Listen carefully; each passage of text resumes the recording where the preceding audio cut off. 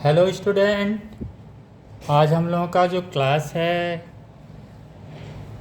Last में हम लोगों ने बात किया था कि अगला जो हम लोगों का क्लास होगा वो होगा पॉइसन्स कांस्टेंट पे, या इसी को बोलते हैं हम लोग पॉइसन्स रेशियो। ये क्या है? ये है CP/CV का जो रेशियो होता है, इसको हम लोग गामा से डोनेट करते हैं और इसी गामा को हम लोग पॉइसन्स कांस्टेंट बोलते हैं। और जो पॉइसन्स कांस्टेंट है, इसकी वजह से उसने हेल्प किया एडियाबेटिक प्रोसेस को समझने के लिए, जहाँ पे हम लोग लिखते हैं PV⁻⁻Γ = कांस्टेंट। ये जब हम एडियाबेटिक प्रोसेस पढ़ेंगे फिर हम लोग इस टॉपिक को लिफ्ट करेंगे, उससे हम लोग वर्क निकालते हैं।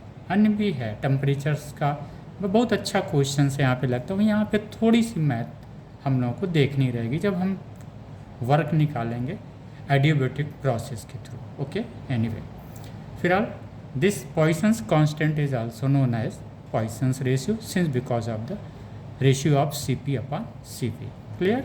What exactly the Poisson's constant or Poisson's ratio? You can simply write CP/CV. Okay, यहाँ पे CP क्या है? मोलर हीट कैपेसिटी या मोलर स्पेसिफिक हीट है। इसी को हम लोग क्या बोलते हैं? मोलर स्पेसिफिक हीट कैपेसिटी भी बोलते हैं एट कांस्टेंट प्रेशर। ये क्या है? मोलर स्पेसिफिक हीट कैपेसिटी या molar specific heat at constant value. तो CP और CV का क्लियर हो गया। ओके, तो gamma is nothing but it is a Poisson's constant. It is the ratio of CP and CV। Okay, Poisson's number कभी कभी पूछता तो 1/गामा इज से निकाल लेते हैं तो पॉइसन्स नंबर निकल जाता है। ओके, और क्या होता है? Inert gases are monoatomic.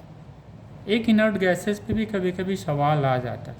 ये सब इनर्ट गैसेज दिया रहेगा, यहाँ पे पूछेगा आपसे कि CP की वैल्यू क्या है या CV की वैल्यू क्या है या डिग्री ऑफ फ्रीडम क्या है। तो इनर्ट गैस, अगर देखिए सवाल ऐसे ही आते हैं, फिजिक्स के सवाल आपको इसी तरह से ही मिलेंगे।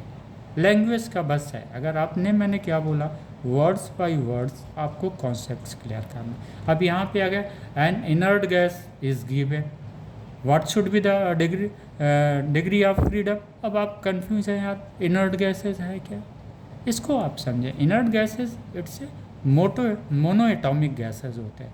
यानी अब जब क्वेश्चन में आपका इनर्ट गैसेज लिख के आएगा तो आपका कॉन्सेप्ट क्लियर हो जाएगा कि inert gas means mono atomic gas. इसे इनर्ट गैस क्यों कहा जाता है? ये इनर्ट गैस इसलिए कहा जाता है कि वो किसी केमिकल रिएक्शंस में ये गैसेज पार्टिसिपेट नहीं करते हैं। अगर somebody will ask what do you mean by the inert gas, the gases which are not participating in chemical reaction is known as inert gases. ये inert gases, how many numbers of inert gases are?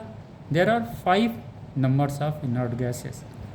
यानी concept clear. अगर कहीं पे आपको question देता हो वहाँ पे हीलियम ना लिखता हो, आर्गॉन ना लिखता हो, जीनॉन ना लिखता हो, तो फिर आप क्या करेंगे? नियॉन ना लिखे, सिर्फ इनर्ट गैसेस लिख दे, तो ये इनर्ट गैसेस हैं। ओके, इनर्ट गैसेस समझ में आ गया? हीलियम हो गया, नियॉन हो गया, ज़ेरॉन हो गया, आर्गॉन हो गया, क्रिप्टॉन हो गया, ये 5 जो है इनर्ट गैसेस होते हैं। Clear? Again nothing is new. CP is molar specific heat, या इसी को हम लोग बोलते हैं मोलर स्पेसिफिक हीट कैपेसिटी भी बोलते हैं। कहीं कहीं लिखा रहेगा हीट कैपेसिटी, तो कंफ्यूज नहीं होना है। At constant pressure molar specific heat, इसको ये भी लिख सकते हैं molar specific heat capacity of A gas at a constant volume. Now clear हो गया। अब एक यूनिवर्सल लॉ होता है, यूनिवर्सल लॉ मतलब समथिंग सब जगह है।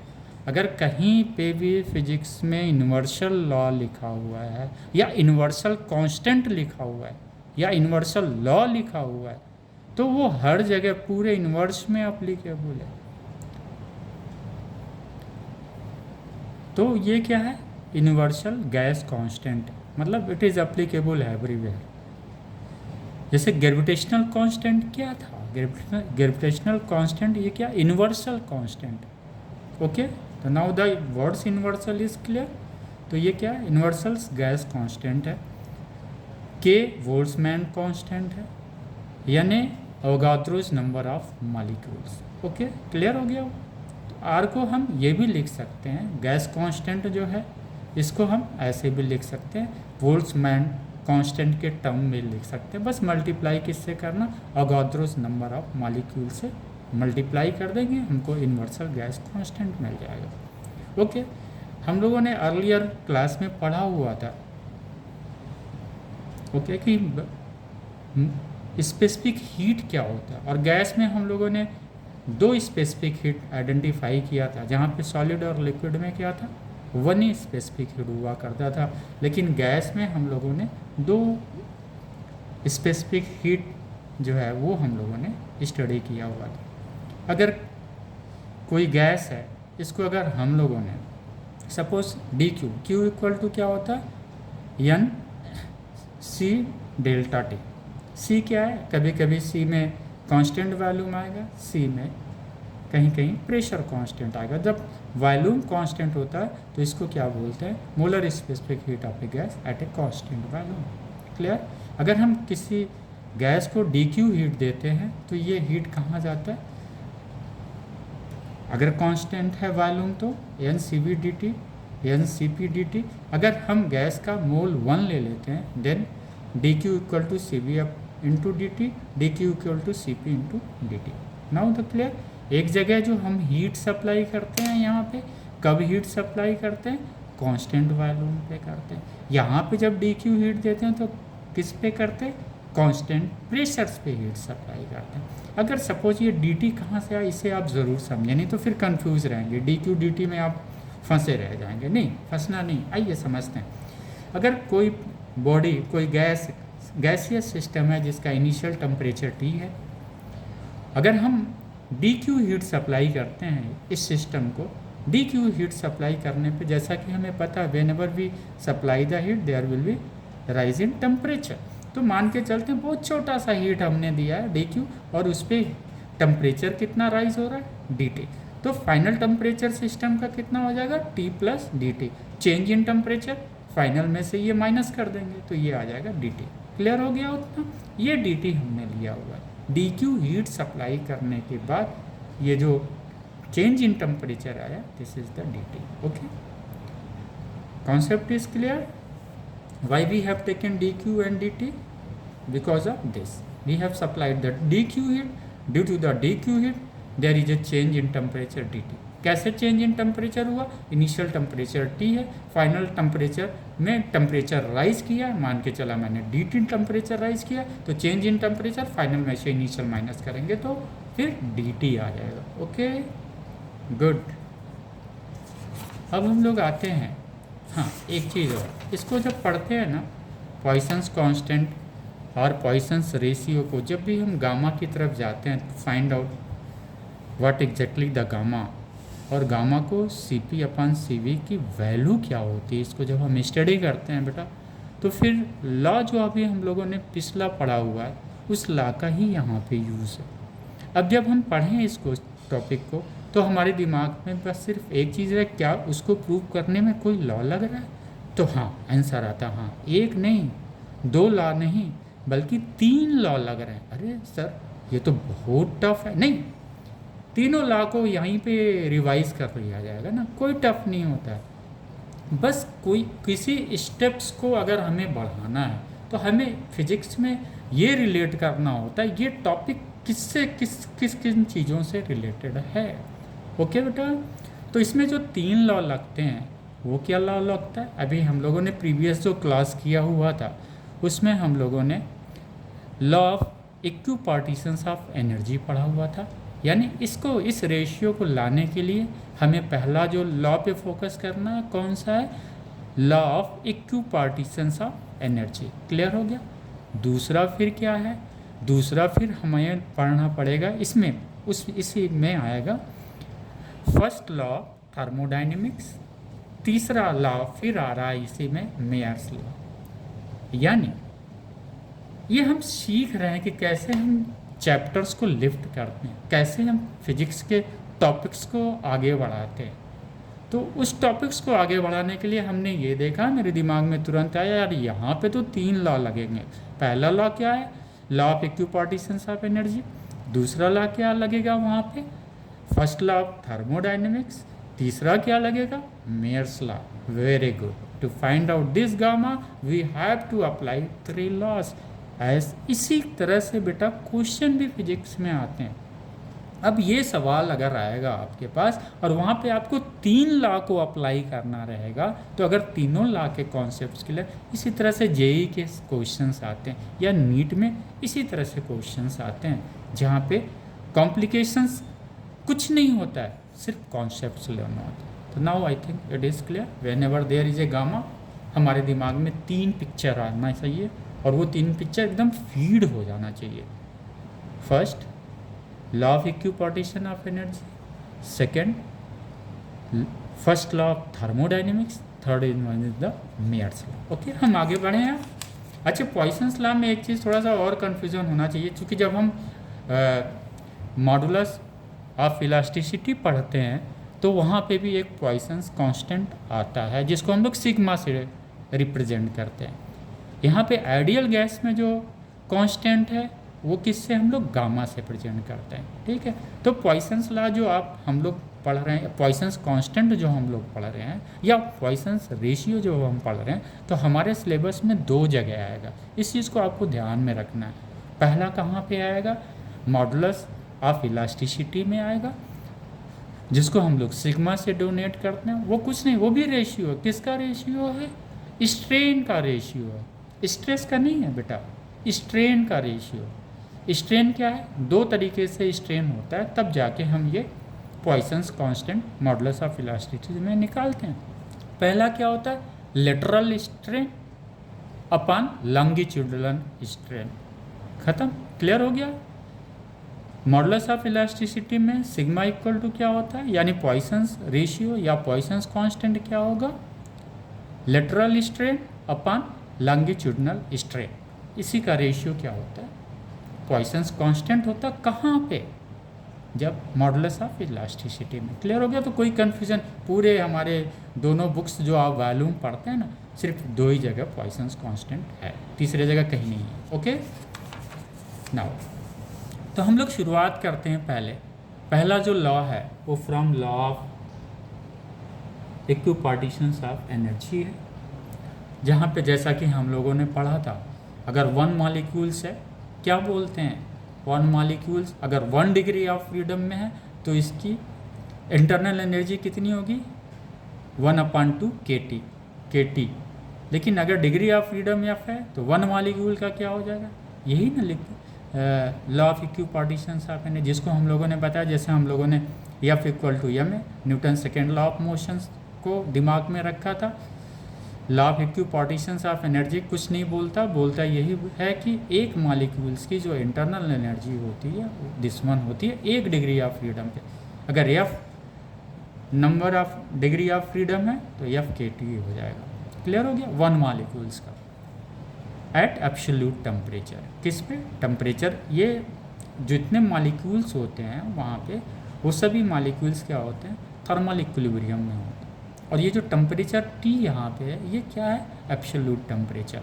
यानी एब्सोल्यूट टेम्परेचर में एकदम क्लियर होना चाहिए बेटा, एब्सोल्यूट स्केल या केल्विन स्केल या आइडियल गैस स्केल, ये तीनों जब स्केल्स हम स्टडी करते हैं तो टेम्परेचर को हम केल्विन में मेज़र करते हैं। राइट बेटा, अगर हम टेम्परेचर को केल्विन में मेज़र करते हैं तो T = 0 पे इंटरनल एनर्जी क्या हो जाएगी, एक सवाल आता है।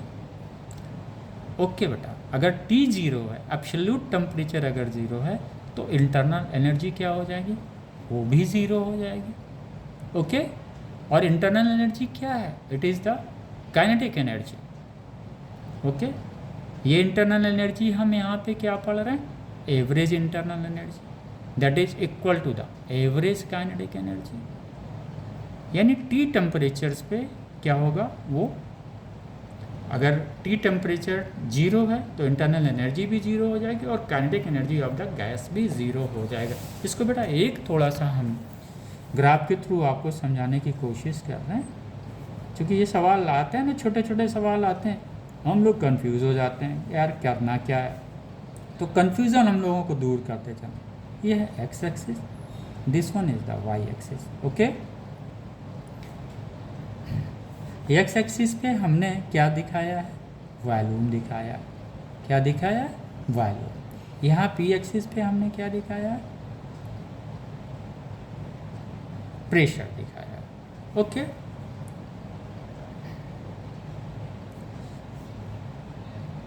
वॉल्यूम, अगर यहाँ पे वॉल्यूम जीरो है तो क्या होगा, प्रेशर भी जीरो हो जाएगा। जैसे जैसे वॉल्यूम ग्रो करेगा ऐसे ये लाइन इस तरह से जाती है, सिमिलरली जाती है। जितना पी, सिंस बॉयल्स लॉ में हमने क्या पढ़ा था, V इक्वल टू 1/। ओके, अगर हम इस वॉल्यूम की जगह बेटा, इस वॉल्यूम की जगह अगर हम लोग टेम्परेचर ले लेते हैं, राइट, T ले लें। अगर हम टेम्परेचर लेते हैं यहाँ पे तो फिर हमारे पास एक सवाल बनता है बेटा। अगर ये टेम्परेचर हमने ले लिया यहाँ पे, सपोज सेल्सियस में ले लिया हमने, ये क्या लिया हमने, सेल्सियस में, ये सेल्सियस में हमने एक्स एक्सिस पे टेम्परेचर ले लिया। अब ये बोलेगा कि यहाँ ज़ीरो अगर टेम्परेचर है और ये एक्स एक्सिस पे किस स्केल पे हमने टेम्परेचर लिया, सेल्सियस स्केल पे लिया है। अगर सवाल पूछता है कि दिस 0 पे P की वैल्यू क्या होगी, P की वैल्यू क्या होगी, जैसा कि हम जानते हैं लॉ ऑफ प्रेशर्स में हम लोगों ने पढ़ा था, pressure is directly proportional to the temperature. यानी अगर टेम्परेचर ग्रो करेगा तो प्रेशर भी ग्रो करेगा। लेकिन यहाँ पे तो सवाल, ये टेम्परेचर ग्रो, अब यहीं पे बेटा देखो आप लोग थोड़ा सा कंफ्यूज होते हैं। ये टेम्परेचर क्या है, एब्सोल्यूट टेम्परेचर है। This temperature is what, absolute temperature. अगर यहाँ 0 डिग्री सेल्सियस है तो प्रेशर 0 होगा। ये तो सोचना पड़ेगा हम लोगों को कि अगर ये 0 है तो क्या प्रेशर भी 0 होगा, क्योंकि ये सेल्सियस पे है। जैसा कि वॉल्यूम और प्रेशर का हम लोगों ने देखा था, वॉल्यूम 0 था तो प्रेशर भी 0 था। लेकिन चूंकि ये सेल्सियस में है तो क्या ये 0 होगा, नहीं बेटा। यहीं पे हम लोगों को समझना है T equal to theta plus 273.15।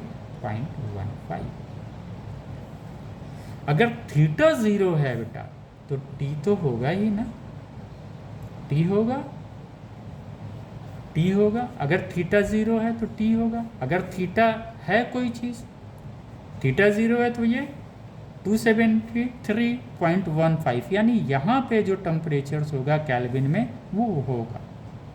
लेकिन हमें क्या देखना है, अगर T इक्वल टू 0 है, if T equal to 0 it means it is in a kelvin. Okay बेटा, इफ T इक्वल टू 0 फिर ये थीटा की वैल्यू क्या हो जाएगी, थीटा इक्वल टू हो जाएगा, थीटा इक्वल टू माइनस 273.15। यानी जो हमारा ये P होगा 0 डिग्री सेल्सियस पे, ये यहाँ से नहीं शुरू करेगा बल्कि it will begin from this place. Okay बेटा, और ये चूँकि इसकी वैल्यू कितनी हो जाएगी, यहाँ तक सेल्सियस में अगर हम मेज़र करेंगे तो इसकी वैल्यू क्या हो जाएगी, माइनस 273.15। ये सवाल आते हैं, ऑब्जेक्टिव सवाल में आते हैं, बच्चे कंफ्यूज हो जाते हैं कि ग्राफ कहाँ पे जाएगा। ये ग्राफ यहाँ से शुरू होगा बेटा, that graph will not begin from here. क्यों, चूँकि 0 सेल्सियस पे प्रेशर जो है 0 नहीं होता है। प्रेशर 0 कब होता है, यहाँ पे प्रेशर की वैल्यू क्या इतनी हो गई बेटा, 0 हो गई। तो जब प्रेशर की वैल्यू यहाँ इस एक्स एक्सिस पे प्रेशर 0 हमेशा होगा, हर जगह पे 0 होगा। यहाँ पे 0 किस टेम्परेचर पे हो रहा, माइनस 273.15 डिग्री सेल्सियस पे होगा। क्लियर हो गया, ये ऑब्जेक्टिव सवाल कभी कभी आते हैं। चलिए आइए हम लोग now we will come on to our real topic. तो इक्विपार्टीशंस ऑफ एनर्जी बेटा क्लियर हो गया। 1 मोल में अवोगाद्रोस नंबर ऑफ मॉलिक्यूल्स होते हैं तो हमने 1 मोल गैस का इंटरनल एनर्जी निकाल लिया, कैसे, मल्टीप्लाई कर दिया। ओके, क्लियर हो गया, NF/kT। अब आइए यहीं पे हम लोग रुकते हैं बेटा। ये क्या है, internal energy of 1 mole gas, clear. What exactly it is, this 1/2 NF/kT, where N is what, Avogadro's number of molecule, F is degree of freedom, K means Boltzmann's constant, and this T is the temperature. लेकिन कौन सा temperature बेटा, absolute temperature. यानी एक चीज़ clear हो गया, जब हम काइनेटिक थ्योरी या गैसेस के लॉ जब पढ़ते हैं, चाहे बॉयल्स लॉ, चाहे Charles law, even law of pressures या law of equipartitions of energy, उसमें जो टी होता है, टेम्परेचर होता है बेटा, एक चीज़ दिमाग में हमेशा रखिएगा, वो केल्विन स्केल पे ही मेज़र किया जाता है। और केल्विन स्केल्स को मैं बार बार रिपीट कर रहा हूँ, इसको समझ नहीं है। केल्विन स्केल्स को एब्सोल्यूट स्केल भी बोला जाता है, क्योंकि क्वेश्चन में ये आते हैं। आपको केल्विन स्केल नहीं देगा, बोल देगा एट एब्सोल्यूट स्केल, या फिर बोलेगा an ideal scale, an ideal gas scale. फिर आप कंफ्यूज हो जाएगा, ये टेम्परेचर सेल्सियस में लूँ या केल्विन में लूँ। आपका दिमाग में ये कॉन्सेप्ट बैठ जाना चाहिए। ओके बेटा, आइए अब यहाँ पे ही सब भेजा हम लोगों का इस्तेमाल होगा, ब्रेन कैसे इस्तेमाल होगा। आइए, अगर हम इसको हीट सप्लाई करते हैं, ये टी टेम्परेचर पे इनिशियली है, अगर हम उससे इस गैस को अगर हीट सप्लाई करेंगे तो हीट की प्रॉपर्टी क्या होती है, it must always raise the temperature. वो क्या करेगा, टेम्परेचर को इंक्रीज करेगा जब हीट हम देंगे। तो जब टेम्परेचर इंक्रीज होगा तो फिर क्या होगा, इंटरनल एनर्जी भी इंक्रीज होगी। Since internal energy is nothing but it is the average kinetic energy. यहाँ पे जो भी हम इंटरनल एनर्जी की बात कर रहे हैं बेटा, वो एवरेज इंटरनल एनर्जी है। ओके, तो जब हम हीट देंगे तो क्या होगा, टेम्परेचर बढ़ेगा। तो जब टेम्परेचर बढ़ेगा तो क्या होगा, इंटरनल एनर्जी होगा। सपोज हमने DQ हीट दिया, उस DQ हीट की वजह से DT टेम्परेचर राइज किया। इनिशियल टेम्परेचर कितना, और बेटा इसको इस तरह से समझते हैं, दैट विल इनिशियल टेम्परेचर बेटा हाफ NK/F/T है। अगर हमने हीट सप्लाई किया, बहुत छोटा सा हीट हमने दिया DQ, फिर क्या करेगा, D टेम्परेचर्स को बढ़ा के कहाँ पे ला दिया, T+DT पे ला दिया। तो चेंज इन टेम्परेचर T+DT पे जब लाया तो फाइनल इंटरनल एनर्जी बेटा कितनी हो गई, इस T की जगह हमने क्या रख दिया, T+DT। DT मतलब स्मॉल, इसको डेल्टा T भी लिखते हैं, लेकिन यहाँ पे DT हम लोग लिख रहे हैं। अभी आगे इसको हम क्लियर करेंगे कि क्यों हम लोग DT लेके चल रहे हैं। Initial this one temperature rise, temperature final कितना हुआ, T+DT। इस टेम्परेचर पे इंटरनल एनर्जी कितनी है, दिस वन 1/2 NK/F/T+DT। ओके, अब इसको हमने चेंज इन इंटरनल एनर्जी कितनी आई, U फाइनल में से U इनिशियल हम माइनस कर देंगे तो क्या आ जाएगा, हाफ NK/F/DT। माइनस करने पे ये कैंसिल आउट हो जाएगा, दिस वन बचेगा। ओके बेटा, क्लियर हो गया। इसको हम लोग इधर उठा के ले आते हैं, U initially clear, U initially clear, U final clear, then change in internal energy U final minus U initial, it's a clear. Okay बेटा, अब आइए यहाँ पे थोड़ा सा हम लोग और दिमाग लगा। देखिए बेटा, जो JEE के एग्ज़ाम होते हैं या नीट के एग्ज़ाम होते हैं, यहीं से कॉन्सेप्ट पकड़ा जाता है। कभी कभी क्या होगा, इंटरनल एनर्जी और टेम्परेचर्स का कोई इक्वेशन दे देगा आपको, राइट। जैसे आप लोगों ने मैकेनिक्स में पढ़ा होगा, तो इसी तरह से यहाँ पे भी कोई रिलेशंस दे सकता है इंटरनल एनर्जी और टेम्परेचर्स के बीच में। कोई इक्वेशंस दे के आपसे, जैसे आप लोगों लगाते थे ना, सपोज y है, y =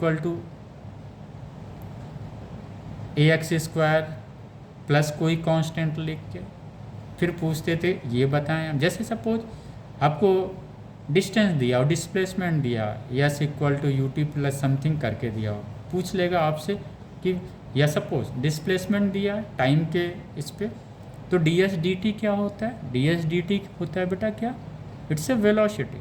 तो यस दे देगा ए टी स्क्वायर, या ए टी क्यू दे देगा plus a T square plus constant दे देगा। पूछेगा फाइंड आउट द वेलोसिटी, तो आप क्या करेंगे डी एस डी टी, इसको डिफ्रेंशिएट करते हैं। सेम चीज़ यहाँ पे भी आ सकता है। इंटरनल एनर्जी आपको दे देगा, internal energy a equal to suppose बेटा इस तरह से देगा।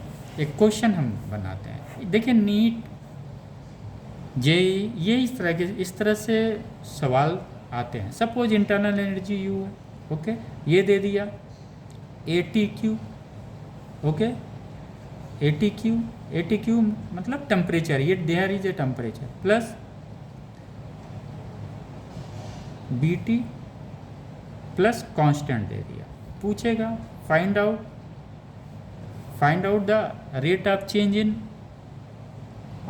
Internal energy with respect to temperature. तो हम क्या करेंगे डी यू डी टी कर देंगे बेटा यहाँ पे, और इसको डिफ्रेंशिएट कर देंगे टी से, डी टी से, ओके। हमें क्या आ जाएगा change in rate of change in internal energy हमें निकल जाएगी।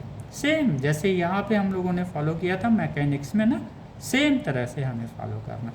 हमको लगता है वो कॉन्सेप्ट ज़्यादा क्लियर हो गया। ऐसे भी सवाल आते हैं, रिलेटेड है बेटा वो, तो आप इस तरह से आप चेंज इन इंटरनल एनर्जी निकाल सकते हैं if question is given like this in the form of equations, okay. ये चीज़ यहाँ पे क्लियर हो रही है बेटा। सेम चीज़ हम लोग यहाँ पे कर रहे हैं, चेंज इन इंटरनल एनर्जी, चूँकि हीट बहुत कम दी गई थी, टेम्परेचर में राइज भी बहुत डी टी था, कम था, तो डी यू इक्वल टू हमने निकाल लिया N K F D T. D T को हमने क्या किया इधर ले आया, डी यू डी टी।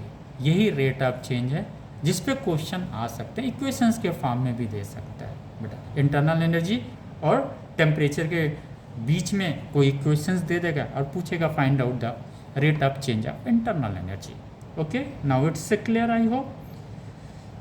तो वो बेटा है, और एन के क्या है हम लोगों ने पढ़ा है, ये गैस कांस्टेंट है, universal gas constant is equal to N K, N is Avogadro number of molecule, N K is the Boltzmann constant. Boltzmann constant को ऐसे भी लिख सकते हैं। तो डी यू डी टी से क्लियर हेयर। चूँकि जब तक ये नहीं क्लियर होगा आगे हम नहीं बढ़ेंगे, क्योंकि यहाँ से law of equipartitions of energy से मुझे यही लेना था। यहाँ पे हम लोगों का काम ख़त्म हो गया। अब हम लोग चल रहे हैं सेकेंड लॉ का, यहीं पे बस काम था। सेकेंड लॉ को अब हम लोग फिर यूज़ करने जा रहे हैं, first law of thermodynamics, okay बेटा। Now d U D t 1/2 N K F, N K is equal to R, यहाँ पे हम उठा ले आए, okay. D U D T equal to 1/2 F R, यहाँ पे हमने वैल्यू रख दिया है बेटा, एन के इक्वल टू आर। एन के यहाँ एन के की जगह हमने क्या रख दिया आर रख दिया। तो now this equation is going to be rate of change of internal energy with respect to time at, with respect to temperature not time, with respect to the temperature, rate of change of internal energy with respect to temperature. क्या होगा वो 1/2 F are. Clear हो गया। आइए अब change in internal energy हम किस तरीके से यूज़ करें वो डिपेंड करता है। एक तो होता है कांस्टेंट प्रेशर्स पे जहाँ पे हमें सीपी निकालना होता है, एक होता है कांस्टेंट वॉल्यूम पे। चूँकि डी यू डी टी हमने लिया हुआ है यहाँ पे, तो अगर हम वॉल्यूम की तरफ जाते हैं इंस्टेड ऑफ प्रेशर, हम वॉल्यूम की तरफ अगर जाते हैं तो हमें ज़्यादा आसान हो जाता है फर्स्ट लॉ ऑफ थर्मोडाइनमिक्स लगाने में। हमें तुरंत इंटरनल एनर्जी मिल जाएगी जिससे हम इससे कोरिलेट कर देंगे। एक इक्वेशंस तो हमने पा लिया यहाँ पे law of equipartitions of energy के थ्रू, दूसरा इक्वेशंस हम यहाँ से निकालने की कोशिश कर रहे हैं, ठीक है बेटा। तो फर्स्ट लॉ ऑफ थर्मोडाइनमिक्स क्या बोलता है, अगर क्यू हीट दिया गया है तो वो क्या होगा, पहला इसका यूज़ क्या होगा, इंटरनल एनर्जी और वर्क डन में यूज़ होगा, ओके। अगर हम इसमें डी क्यू देते हैं, बहुत स्मॉल हीट अगर हम देते हैं तो small change in internal energy होगा और स्मॉल वर्क भी होगा। तो D Q equal to D U plus D W. हम डी यू की तरफ क्यों जा रहे हैं बेटा, इससे कोरिलेट करना है। जहाँ से यहाँ पे हमने change in internal energy with respect to temperature निकाला है, यही चीज़ हम यहाँ पे कर रहे हैं। अच्छे कांस्टेंट, अगर वॉल्यूम कांस्टेंट है बेटा तो वर्क क्या होगा, there is no change in volume. As you know work क्या होता है, P into delta V, okay, delta V is 0, then work is 0, D Q is equal to D U at constant value, ये हमने निकाल दिया। At constant अगर heat का क्या था, क्यू इक्वल टू मोलर, अगर मैंने क्यू हीट दिया है तो N C V D T, जहाँ पे सी वी क्या था, molar heat capacity at constant value. Okay, अगर 1 मोल लेते हैं तो एन की वैल्यू कितनी हो जाएगी, 1। अगर हम बेटा इस हीट को बहुत स्मॉल हीट देते हैं, डी क्यू देते हैं, कितना देते हैं, डी क्यू देते हैं, तो वो क्या होगा, चेंजेस आएगा। यहाँ पे हमने डेल्टा टी सपोज कर लिया, डी क्यू हीट देते हैं तो टेम्परेचर फिर चेंज होगा, तो D Q upon D T, या जो डेल्टा टी था ये बहुत स्मॉल था, इसको हम इधर लेके आ गए, डी क्यू, इसको हमने डी क्यू, अगर हम इसको डी क्यू लिखते हैं तो कोई दिक्कत नहीं, okay D Q, then D T इधर लाएंगे तो क्या हो जाएगा, D Q upon D T equal to C V, चूँकि वर्क डन 0 हो जा रहा। अब यहाँ पे बेटा आपको फिर से दिमाग लगाना है कि यार ये D Q D T equal to C V हो गया, जबकि यहाँ पे क्या था, D Q equal to D U, और हमको चाहिए डी क्यू डी टी, तो बड़ी दिक्कत हो गई। तो हम करेंगे क्या, इधर डी टी कर देंगे, इधर डी टी कर देंगे, कोई चेंजेस उसमें नहीं, कोई चेंजेस नहीं है। ओके, तो हम डी क्यू डी टी कर देते हैं, तो D Q D T D U D T. अब देखिए जब यहाँ पे हमें डी यू डी टी मिल गया बेटा, ये this one is the D U D T, हमें यही तो चाहिए था, क्या चाहिए था, डी यू डी टी। यहाँ पे मुझे ये जो स्पेसिफिक हीट कैपेसिटी का जो कॉन्सेप्ट था हीट देने पे, उससे हमने वो चीज़ ले लिया, D U D T, D Q D T equal to C V, since D Q D T is equal to D U D T, we can write it, this is equation number 2। अब यहाँ पे अच्छा है, D U D T यहाँ पे भी है, D U D T यहाँ पे भी है, यानी rate of change of internal energy with respect to time at constant value हमें यहाँ भी मिल गया, rate of change of internal energy with respect to temperature हमें यहाँ पे मिल गया। तो हम ये दोनों को सेम है, we can write it, d U D t C V, ये इसकी वैल्यू उठा के यहाँ पे रख दिया, then C V equal to half F R, where F is the degree of freedom, कितने numbers of degree of freedom है उस नंबर्स को डिनोट करता है। तो हमारे 2 लाख से तो बेटा 2 चीज़ निकल आया, वेरी गुड। अब तीसरा लॉ हम लोग यूज़ कर लें, मेयर्स लॉ, चूँकि हमें सी वी की वैल्यू पता चल गई है। मेयर्स लॉ हम लोगों ने प्रूव भी किया था, C P minus C V equal to R, हम लोगों ने जो क्लास किया था लोडेड है उसमें वीडियो, आप लोग इसको प्रूव करिए फिर और अच्छा कॉन्सेप्ट ले।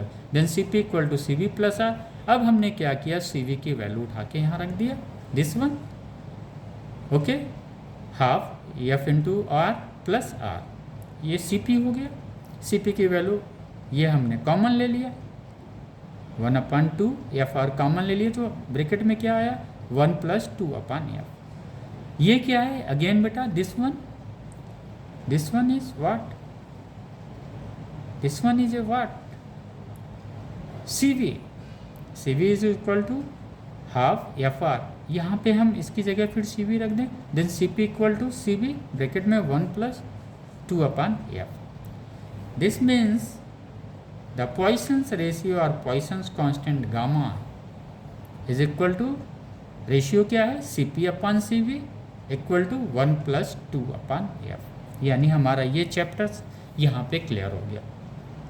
ओके, अब हम इसको थोड़ा सा अप्लाई करने की कोशिश करते हैं डिग्री ऑफ फ्रीडम से, जो हम लोग ऑलरेडी पिछले क्लास में हम लोग पढ़ लिए थे। ओके, तो गामा का हम लोग समझ गए, CP/CV, हाउ कैसे हमें लाना है CP/CV, the process clear. First हमें यूज़ करना है law of equipartitions of energy, second हमें यूज़ करना है first law of thermodynamics, last में हमें यूज़ करना है मेयर्स लॉ, यानी थर्ड स्टेप पे हमें मेयर लॉ यूज़ करना। फर्स्ट स्टेप पे ठीक है बेटा, फर्स्ट स्टेप पे हमें क्या करना था, फर्स्ट स्टेप पे जो हमने लॉ लगाया वो law of equipartitions of energy, second step फिर हमारे दिमाग में आया अब क्या लगाना है मुझे, फर्स्ट लॉ ऑफ थर्मोडायनेमिक्स, सबसे लास्ट में मुझे क्या स्टेप पे लगाना, सीपी में। क्या प्रॉब्लम है यहाँ पे, न्यूमेरिकल ऐसे ही आएंगे, इससे अलग न्यूमेरिकल्स नहीं बनते हैं। ओके बेटा, इसको और समझते हैं, क्लियर हो जाए ताकि यहाँ पे concept gamma ratio of CP upon CV, इसकी वैल्यू कितनी आई 1+2/F।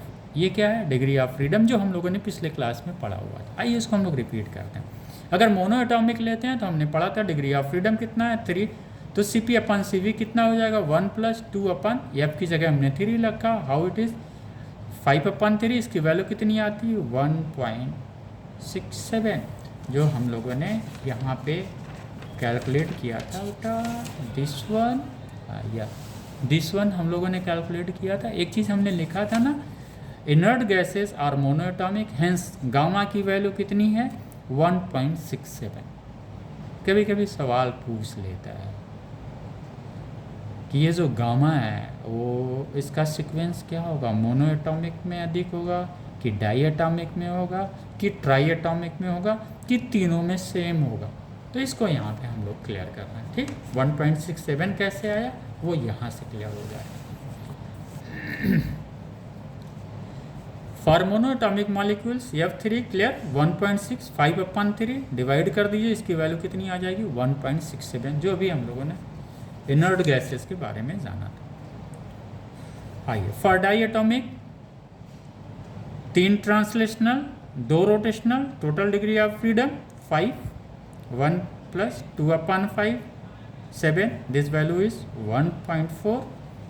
For triatomic translational 3, rotational 3, degree of freedom 6, 1+2/6 रखते चले जाएं F की value, this is 8.33।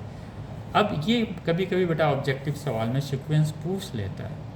The पॉइसन्स constant और Poisson ratio in ideal gas का सीक्वेंस क्या होगा, मोनोएटॉमिक डाईएटॉमिक ट्राईएटॉमिक में सीक्वेंस क्या होगा। तो देखो बेटा हम लोगों ने तो लगा ही लिया, नज़र आ रहा 1.67 ग्रेटर है, 1.4 उससे कम है, 1.33 उससे कम है। इट मीन्स इस सवाल को हम लोग ऑब्जेक्टिव बात है बेटा, नीट वगैरह में ये सब क्वेश्चंस आते हैं, ऐसे ही सवाल आते हैं कंपटीशन में, और आपके इंटर्स और फर्स्ट ईयर में भी इस तरह के सवाल आते हैं। तो ऐसे लगाना सीखें, आप याद ना करें, समझने की कोशिश करें। आप पता चला आप मोनोटॉमिक डाईएटॉमिक ट्राईएटॉमिक में आप सीक्वेंस याद करेंगे तो कन्फ्यूजन होगा। यानी गामा जो होता है, जो पॉइसन कांस्टेंट या पॉइसन रेशियोज होता है, that is a greater in monatomic than in diatomic than in triatomic. तो सीक्वेंस इसका क्लियर हो गया, इसी सीक्वेंस में ये चीज़ें चलेंगे।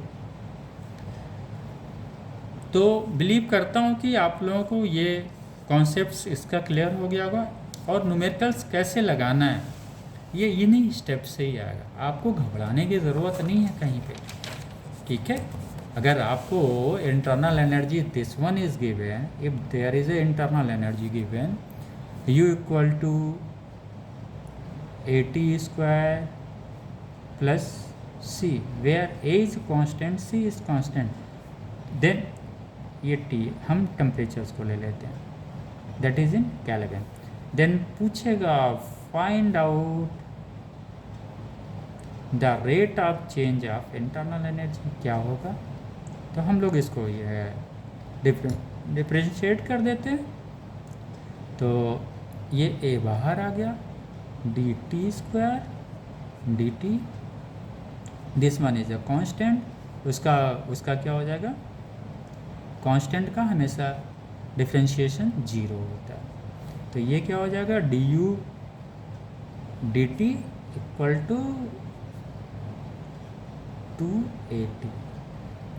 आई होप इस तरह के सवाल अब आप बड़े इजीली लगा लेंगे। बट यहाँ पे कभी कभी 3 भी दे सकता है, और लंबा इक्वेशन दे सकता है, AT⁴ plus AT⁴ plus AT⁴ लंबा इक्वेशन देगा, you can find out. Similarly बेटा कोई नया चीज़ नहीं करना है आपको। जैसे suppose if s is given AT², यहाँ टाइम है, ठीक है, plus C, then find out the velocity. आप कैसे वेलोसिटी निकालते हैं, V इक्वल टू ds/dt से, यहाँ से इससे कोई ताल्लुकात नहीं है। ये क्या हो जाएगा 2BAT, ये इसके वैल्यू वेलोसिटी क्या हो जाएगी एट टाइम t पे, ये हो जाएगा, राइट। इसे हमें पढ़ना नहीं है, इसको छोड़ देते हैं।